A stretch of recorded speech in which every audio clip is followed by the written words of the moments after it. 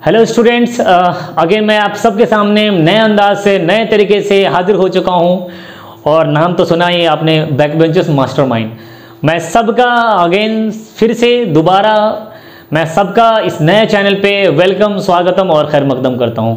चले हम लोग एक नए सफ़र की शुरुआत पे, जिसे डिस्कवरी ऑफ इंडिया के नाम से जानते हैं, मतलब भारत की खोज। पिछली बार मैंने शुरुआत की भारत की खोज पे, तो हम लोग निकले हुए थे, तो हम लोग पहुँचे कहाँ तक थे, सिल्क रूट तक। तो सिल्क रूट मैं थोड़ा बता दूं, आखिर सिल्क रूट है क्या, सिल्क रूट के बारे में जान लें थोड़ा सा। सिल्क रूट आखिर है क्या, जिसकी पूरे प्राचीन काल में काफ़ी जो बहुत ज़्यादा महत्व थी। लोग सिल्क रूट के ज़रिए से इंडिया आते थे, एशिया आते थे।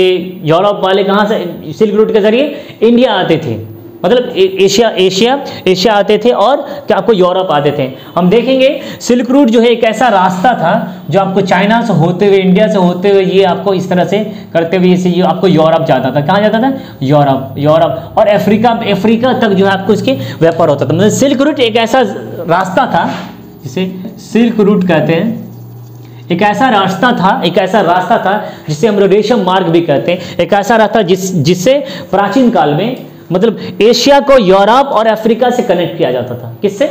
एशिया को यूरोप और अफ्रीका से हम लोग कनेक्ट करते थे सिल्क रूट के जरिए। यही सिल्क रूट के जरिए जो है आपको यूरोप और अफ्रीका से नए नए कल्चर का फ्लो आता था। नए नए कल्चर हमारे यहाँ आते थे। जो क्रिश्चियन मिशनरी आते थे भारत में अपने जो है धर्म को फैलाने के लिए। बहुत सारे फॉरेन ट्रैवलर आते थे भारत में, जो आते थे और रह जाते थे, जाने का नाम नहीं लेते। उन फॉरेन ट्रैवलर्स में, यानी विदेशी यात्री में अगर नाम लें हम, तो सबसे पहले आपको ह्वेनसांग और फाहियान फ्रॉम चाइना, ये लोग चाइना से आए हुए थे। उसके बाद जो मार्को पोलो फ्रॉम इटली से आए हुए थे, मार्को पोलो।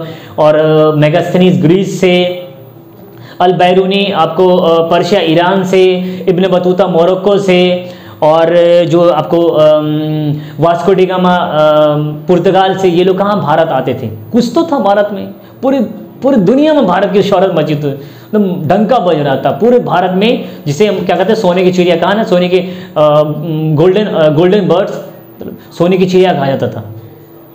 तो ये जो आपको सिल्क रूट से हमारे एशिया से यूरोप और अफ्रीका दो चीज़ें आया जाते थे। एक टेक्सटाइल, दूसरा आपको स्पाइसेस, मतलब कपड़े और मसाले यहाँ से भारत से, मतलब एशिया के होते भारत से यूरोप और अफ्रीका जाते थे।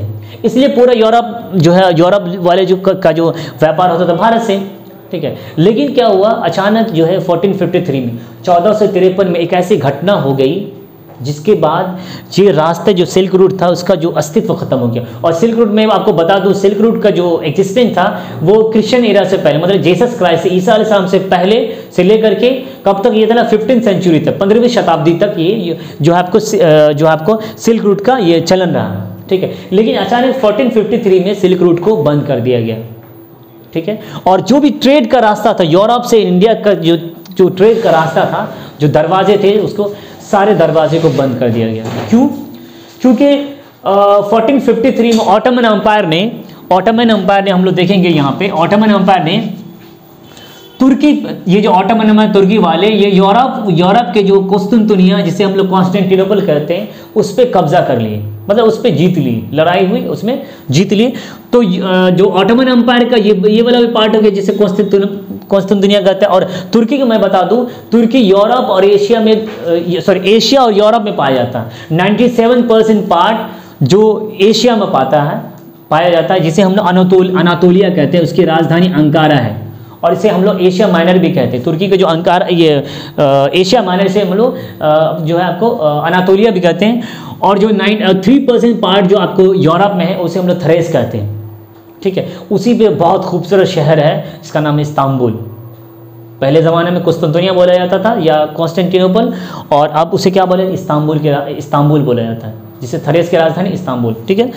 तो जब 1453 में यूरोप के दिल कहे जाने वाले, रोमन एम्पायर के दिल कहे जाने वाले शहर कुस्तुनतुनिया पे जब ऑटोमन्स का हुकूमत हो गया, साम्राज्य, मतलब उसको जो उन्होंने जीत लिया, तो ये जो भी रास्ते थे इंडिया तक आने का, जो भी इंडिया और इस पे आने तक जो रास्ते थे, इन सब पे ये जो रास्ते थे इन सब पे किसका पहरा हो गया, किसका हुकूमत हो गया?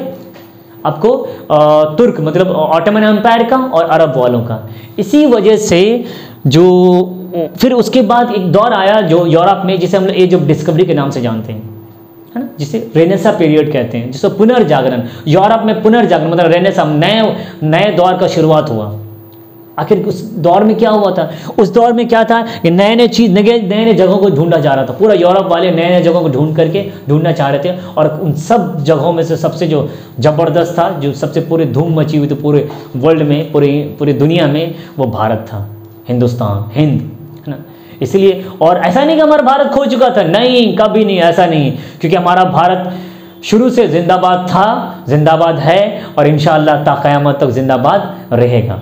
ठीक है, इसलिए कहने वाले क्या है कि सारे जहां से अच्छा हिंदुस्तान हमारा। तो फिर यूरोप वाले फिर भारत को ढूंढना शुरू किए। भारत तो खोए नहीं तो पूरा धूम मची हुई थी। तो रास्ते में यूरोप, जब ये रास्ते बंद कर दिए गए, ये जो आपको मतलब जो ट्रेड रूट का था, लैंड रूट का रास्ता जब बंद कर दिया गया, फिर यूरोप ने क्या सोचा कि नहीं, चलो एक दूसरा ऑल्टरनेट रास्ता जिससे हम लोग इंडिया पहुंचा जा सकते हैं। तो सबसे पहले इस सब ये रास्ते ढूंढने के लिए सबसे पहले निकले कौन? स्पेन से। अगर देखें हम लोग, ये आपको आइबेरियन पेनिनसुला है। आइबेरियन पेनिनसुला में ये जो बड़ा वाला पार्ट है जिसे हम लोग स्पेन कहते हैं, क्या कहते हैं? स्पेन से एक ऐसा जो नाविक जिसे क्रिस्टोफर कोलंबस था, वो निकले कहाँ ढूंढने? इंडिया ढूंढने। और पहुँच कहाँ गए? अमेरिका। पहुँच कहाँ गए? अमेरिका। क्रिस्टोफर कोलंबस कब? 1492 में, 1492 में क्रिस्टोफर कोलंबस स्पेन से निकलते हैं, क्या इंडिया ढूंढने। इंडिया इधर है, चले गए, ये गलती से मिस्टेक कर बैठा और रास्ते भटक गए और पहुंच गए कैरेबियन आइलैंड। और वहां से जा करके जोर से चिल्लाए तुम, wow we reached India, we reached India, we discover India. तब वहां के लोगों ने उनके भ्रम को तोड़ा, बोला भाई साहब this is not India, this is America, ये भारत नहीं, ये अमेरिका है। ठीक है, तब और आज भी वहाँ के जो ट्राइब्स हैं उसे क्या कहा जाता है? रेड इंडियंस के नाम से जाने जाते हैं। फिर जा कर के जो अगर देखेंगे, फिर इसके बाद जो बगल में आपको पुर्तगाल है, और इन्होंने जिसका पुर्तगाल है, इन्होंने सबसे पहले अगर देखेंगे, सबसे पहले यहाँ का एक आदमी था जिसका नाम था बार्थोलोमेव डाइस। वो जो है आपको, उन्होंने खोज करते करते जो इंडिया को ढूंढना शुरू किया, वो आकर यहाँ पहुँचते पहुँचते यहाँ पर आकर के अफ्रीकन जो कोस्ट है, यहाँ पर आपको ये केप ऑफ गुड होप, जिसे हम केप ऑफ गुड होप के नाम से जानते हैं, यहीं तक ये वापस आ गए। वापस ये कब आए थे? 1487 के आसपास ये वापस चले गए। फिर बाद में जाकर के अगर हम लोग देखेंगे, फिर बाद में देखेंगे हम लोग 1497 में एक आदमी था जिसका नाम था वास्को डे गामा। किसका नाम था? Vasco day gamma. 1497 में फिर उन्होंने ये अपना जो शहर जिसका नाम है जो आपको पुर्तगाल की राजधानी लिस्बन से अपने 170 साथी को लेकर के, और ये कहाँ चले? भारत ढूंढने चले। और 14 कब चले थे? 1497 में, 1497 में भारत चले, और यहाँ पे केप ऑफ गुड होप को पार करते हुए फिर यहाँ पे जो है आपको मोजाम्बिक पहुँचे। फिर मोजाम्बिक से आपको मालंदी पहुँचे, और फिर मालंदी से डायरेक्ट ये जो है इसको एक आदमी था जिसका नाम था, मालंदी पहुँचे, मतलब यहाँ से जब वो चले अपने 170 साथी को लेकर के कहाँ? इंडिया ढूंढने, वास्को डे गामा। और हाँ, 4 बड़ी शिप जिसका नाम था, अगर हम देखें 4 बड़ी शिप को लेकर चला था, जिसका नाम था Sao Gabriel, Sao Miguel, Sao Rafael, और एक स्टोरेज शिप था। 4 शिप को लेकर के 170 आदमी लेकर चले, और फाइनली जो ये यहाँ पर इस तरह से करते ये मालंदी पहुँचे। और मालंदी में एक जो अरब जो एक आदमी था, अरब जो नाविक था जिसका नाम था अब्दुल माजिद, उनके सहारे से फिर ये इंडिया पहुँचने में सफल हो गए। और इंडिया कहाँ पहुँचे? मालाबार तट के, मालाबार कोस्ट के जो आपको कालीकट है वहाँ पे पहुँचे। जब यहाँ पहुँचने के बाद और यहाँ के बादशाह कौन थे? जिनका नाम था ज़मोरिन नाम था।